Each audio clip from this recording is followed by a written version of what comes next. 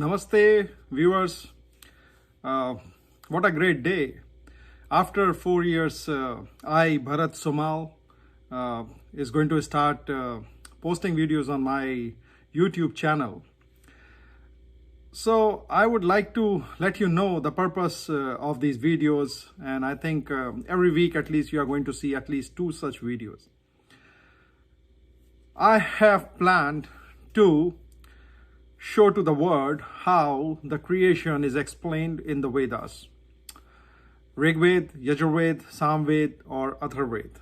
During this course of journey, I am going to take you through some of the Vedic mantras which explain how this whole universe has been created by omnipotent, omnipresent, and omniscient, what you call as God, which means generator, operator, and destroyer of this creation. Even before we go into the creation, I would like to give you some background about Vedas.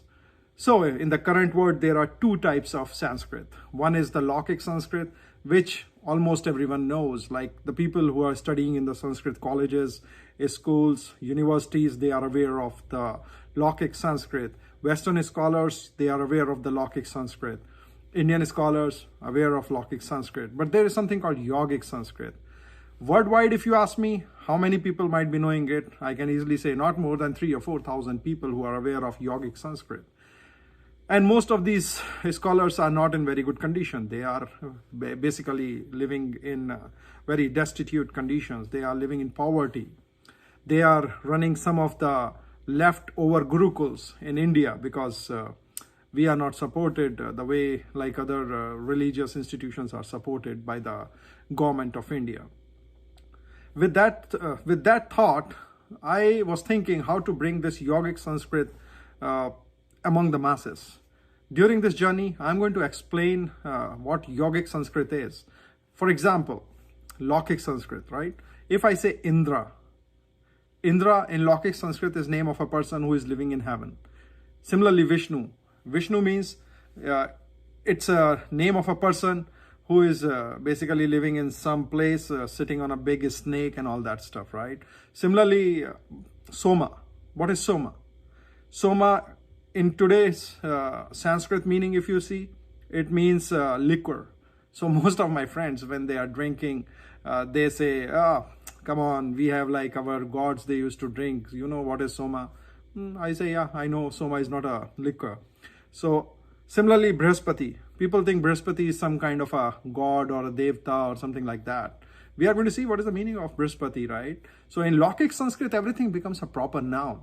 On my YouTube channel, I think I have given somewhere around 10 to 12 presentations, if you see my channel, True Hinduism, that is black and white. And you can go through those videos to understand the difference between Laukic and Yogic Sanskrit. For this session, I am going to start with the creation of this universe.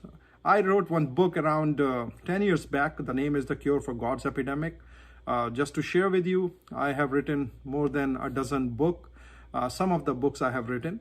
Some of the books, when I was studying all different scriptures of different religion, history and all that, I came across some of the books which I thought might be valuable to the people of my nation. And I have forwarded those books because those books are not available right now. But almost all of my books, they are available, pay as you go, right? You can buy for $0, you can donate whatever you want. The reason for $0 is, this is not my knowledge. I gained from someone, I took from someone, I have put it in my words. It doesn't mean that I am the originator, inventor, or discoverer of those knowledge, right?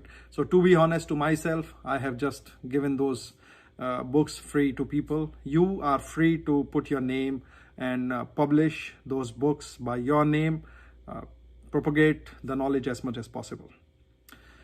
Okay, now coming back to the proper noun and the yogic terminology. Indra is an electrical force in the Vedas. Indra doesn't mean it's a proper noun. Similarly, Agni. Agni is the divine power, okay, which creates elementary particles. So if you might be aware of some quantum physics, quantum science, right? So Agni is referred to cosmic or space energy. Vishnu. Now Vishnu is the power which gives, I can say, a galactic movement to the sun. So suppose I consider this small ball, right? If I consider it as a sun, the galactic movement is given by this power. Soma.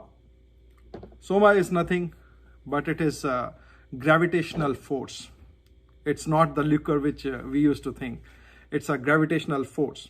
Brihaspati is a nuclear force. Ashwin. Now, Ashwins, many people think Ashwin, oh, they are something in the sky, right? No, Ashwin is referred to as centripetal and centrifugal force. Or you can say at a submolecular level or an atomic level, you can say it's a balancing force. With that said, I think I might have given you a high-level overview of how things are in Vedas, right?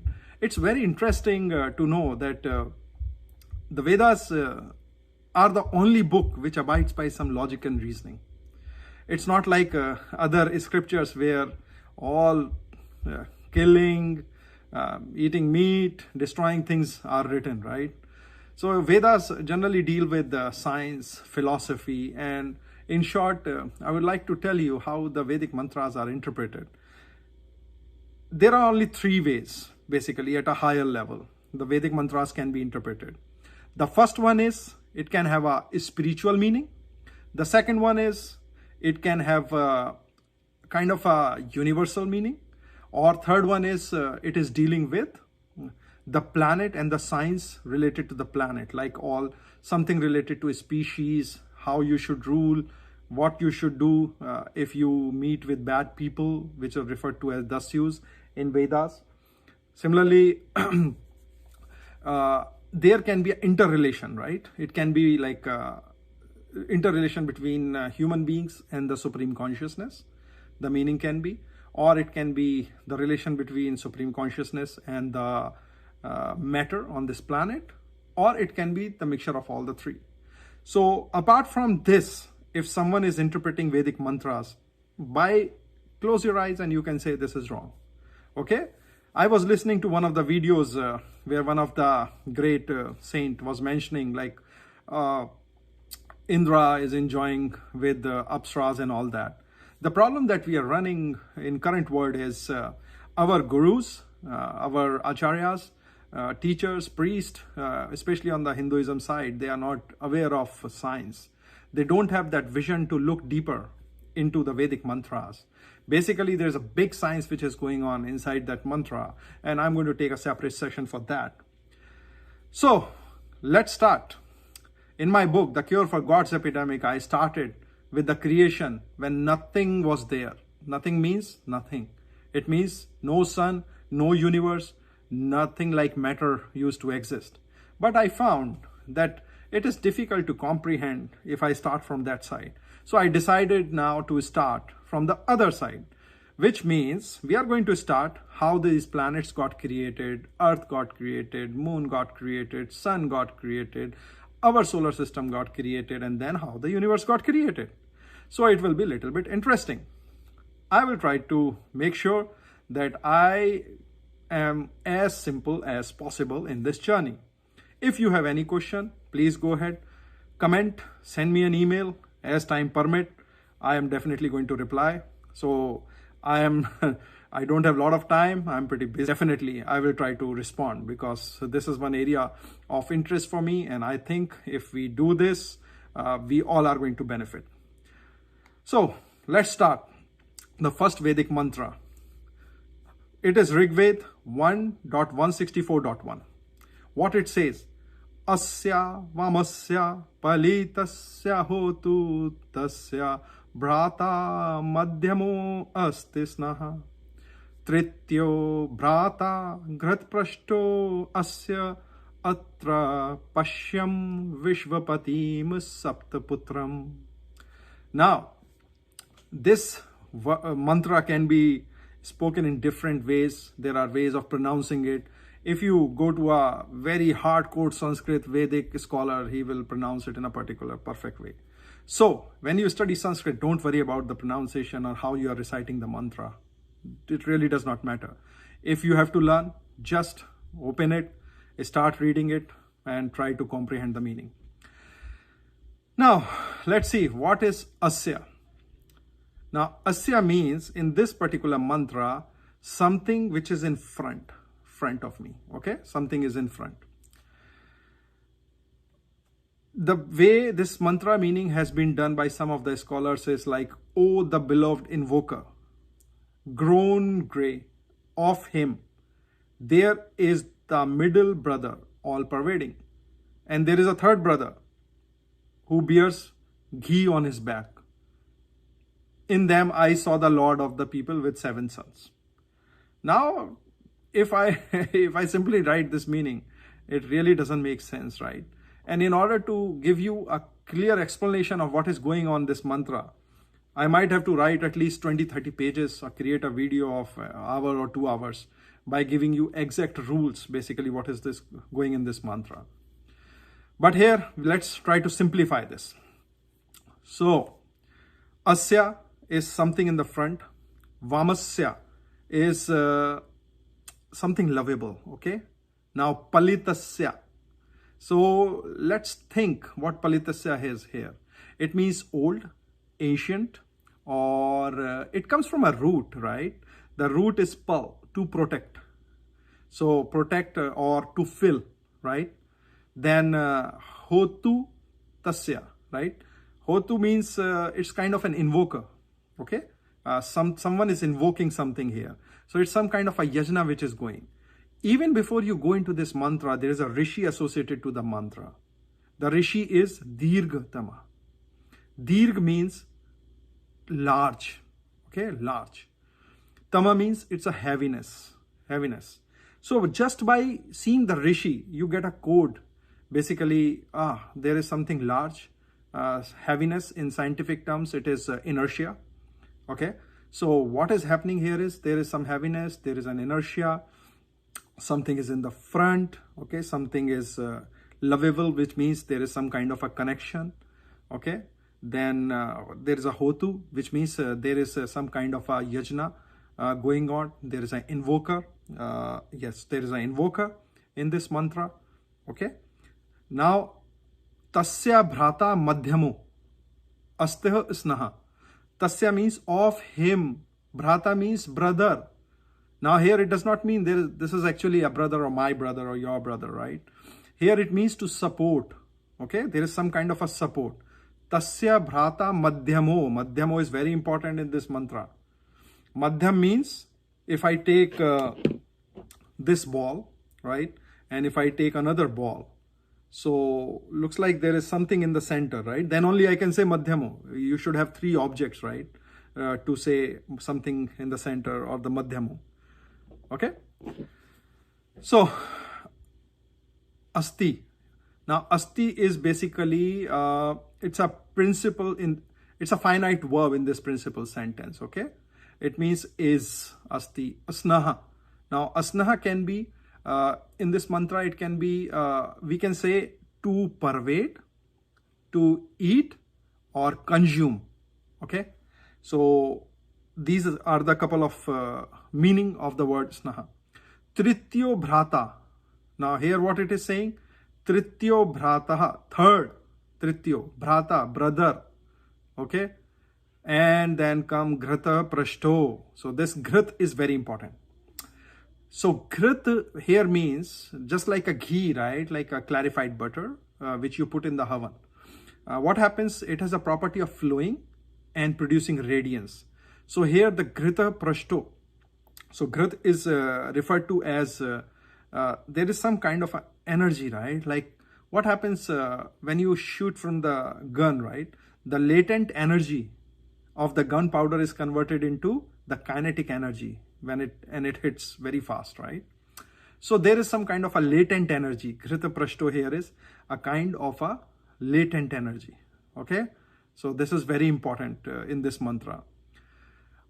Atra pashyam. So atra, in them. Now in them means there are more objects which are here, right? Vishvapatim. Vishvapatim. Asya means, atra means in them. Asya means of him. Vishvapatim means something who is like the controller. He's over, like overlordship, right? So in this case is referred to son. Saptaputram. Now it is saying there are seven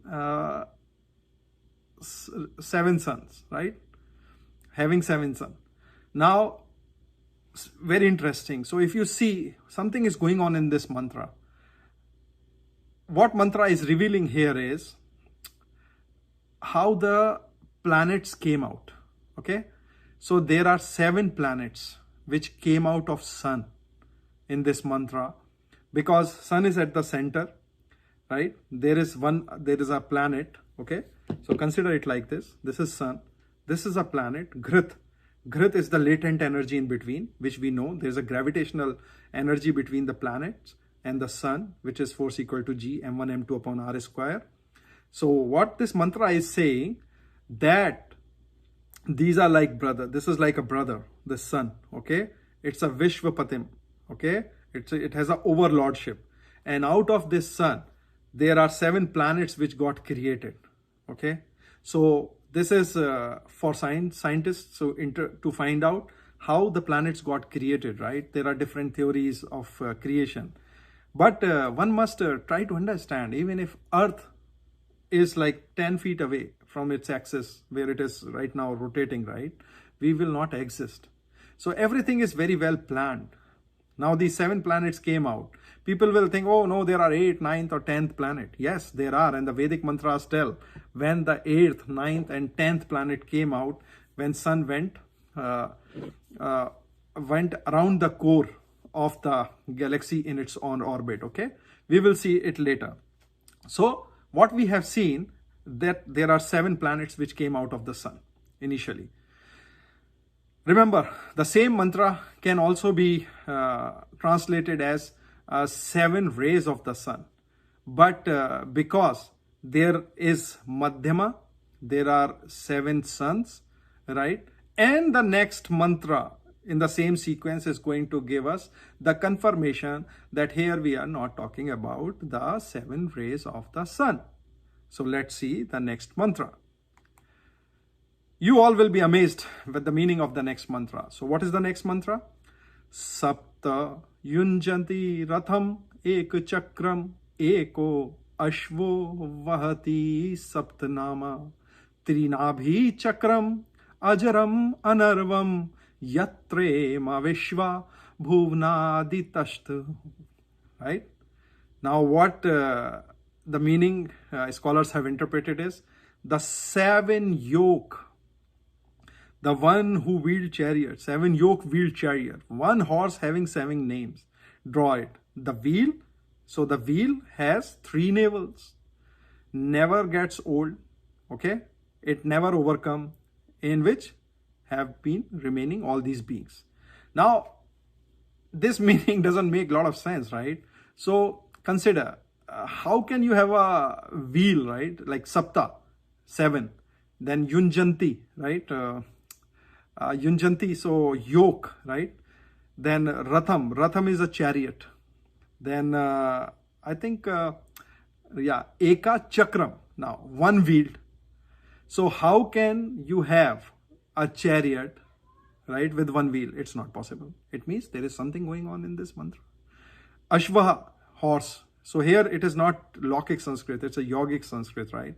So here we are talking about Ashvaha, which means horse, but here it is the power, right? You know horsepower, it came from Vedas, right? Horse, that's a horsepower. So there is some kind of a power which is mentioned here. Vahati means draws, okay? So if you see, this is, I think it's a verb in a principal clause, right? It's a Vahati, Saptanama, having 7 names, okay? Now what are those 7 names? Okay, so 7 names, I will tell you what are those 7 names. Trinabhi Chakram. This Trinabhi Chakram actually opens up the meaning of both the mantras and confirm that we are talking about planets. Now, it is very important to understand Trinabhi Chakram. Can a wheel have Trinabhi Chakram? Means three navels? No. In math, there is only one. there is one object in math, right? What is that? Ellipse. So if you see ellipse, right? Ellipse has two foci and one center. It is Trinabhi Chakram. Then you have, what is that? After Chakram is Ajaram, which means it's not aging, it doesn't decay, okay? Then you have Anarvam. So Anarvam is mentioned here, not overcome. Then you have Yatrema. Yatrema means in which. Then Vishva. Vishva we all know. Bhuvanadi. Vishva means all. Bhuvanadi means we are talking about the beings, okay? There is another form of Bhuvanadi, to be or to become. Then Tashtu, okay? Have been standing. So, as I explained, no one can expect one-wheeled chariot, right? Nothing can have three navels. Ash here means to pervade. It is not horse, okay? There is some kind of a energy, which is basically nothing but a gravitational force of sun, which is pervading all the planets. So here in this mantra, what is explained, Trinabhi Chakram is the elliptical orbits, where in the first mantra, the seven planets came out and they started orbiting in the elliptical orbit around the sun. Okay, so these wheels, what are the wheels with three navel? Okay, it is the elliptical orbit with two foci and one center, which you can see in the mantra. With that, we completed the Kepler's law. So I request all of you to go on the internet and try to find out what is Kepler's law. Vedas already had this Kepler law. Suddenly, some Westerners came across the Vedas and they were able to find what is written there. They were able to understand the meaning, and suddenly the explosion of inventions, innovations, discovery occurred. Okay.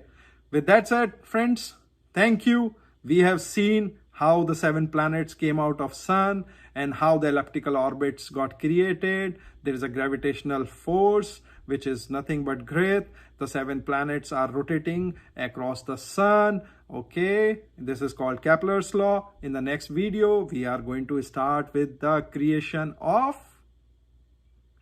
moon. With that, namaste to all of you. Thank you.